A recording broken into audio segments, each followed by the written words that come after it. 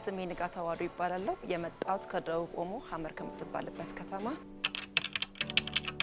በልጅነቴም ስጠየቅ ህልሜና መስራት መሆን ፈልገው ዶክተር ነው ብዬ ነበረ። ለቤተሰቦቼም ሲያወራኝ ነበረ። አሁንም ደግሞ ከዛ ባልወጣሁትም ለደግ ሚድዋይፈሪ ኮሌጅ በየክልሉ ይህንን ቻንስ በምሰጥበት ሳለ የእድሉ ተጠቃሚ ሆኜ ፈተና ተፈትኜ ኢንተርቪው ተደርጌ ጥሩ ውጤት ሲያመጣ ግቢው ተቀብሎኝ አሁን ለደግ ሚድዋይፈሪ ኮሌጅ የሁለተኛ ዓመት ተማሪ ሆኛለሁ ማለት ነው። እኔ በተማርኩበት ቦታ ላይ ጤና ጣቢያዎች የሄልዝ ፖስቶች ላይ ምን አልተሰሩም፣ አሁን ምን አይነት ግንዛቤ እናቶች ላይ ወጣቶች ላይ ማስጨበጥ አለብኝ የሚለውን ነገር ስቲል ነው ደግሞ ከማህበረሰቡ ማለት ነው እንደ ልምድ ሆነ የቀጥሉት ያሉት ነገር ግን ይጎዳቸው አለ። ኮምፕሊኬትድ ነው።